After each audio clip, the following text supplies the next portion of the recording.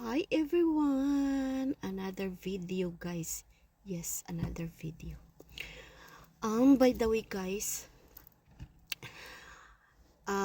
kailangan pasensya na guys kasi Bisaya kasi ako, tapos nagpa-practice lang ako ng Tagalog. Actually hindi ko bit mag-Tagalog guys, pero tinatry ko para maintindihan kasi may followers ako doon sa may followers ako doon sa aking Facebook na sisi kahit hindi kita naintindihan, pinanood kita. So, unfair naman. So, nag-effort ako guys para sa inyo. Kahit hindi ako ninyo papanoorin, at least naintindihan nyo ang ang sinasabi ko, ang mga sinasabi ko. Mahirap talaga guys, mahirap lang talaga ako magtagalog. Pero I try my best guys na magtagalog ako para maintindihan ng lahat ng mga Filipino, di ba? So guys, may sasabihin ako sa inyo. Kailangan guys no na kahit may storytelling lang tayo guys, kahit na may tsabing babae, sasabihin ng iba na, ay, ang taba niya, hindi siya sexy, ganun.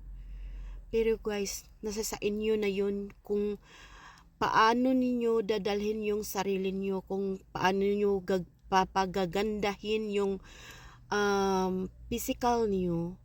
Kasi, physical lang yun eh. Hindi natin, malay natin, di ba?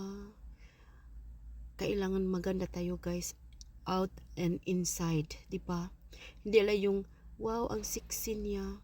Pero guys, dapat tayong mga babae, kahit nasa lalaki, gawin natin ang lahat na para tayo sa sarili ba, parang komportable tayo sa pananamit guys, kahit hindi naman sobrang mamahalin, kahit naman bili ka lang doon sa ukay-ukay. Ang importante na representable ka, kaya mong sabayan yung mga siksing na mga babae at mga siksing na mga lalaki, di ba? Hindi lang yung ay ganito na talaga ako. Hindi guys, no way. Never mong i-down yung sarili mo. Never mong ano bang tawag doon? Never mong ganito na lang ako. Wag.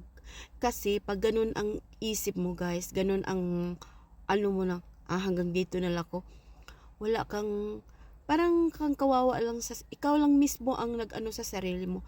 Dapat kailangan magtingin-tingin kayo guys, magbasa ka or magtingin ka sa YouTube na may mga influencer na may mga maraming mga sa buhay.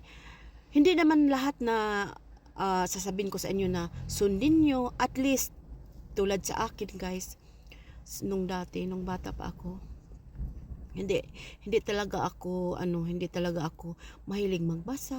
Pero sa ngayon guys, na nagkaedad na talaga ako guys, mahilig na ako mag-google kung ano bang ibig sabihin doon. Kasi minsan naman may ako nahihiya lang or nakaabala sa iba na ano bang ibig sabihin ng ganon, ganito, ganyan.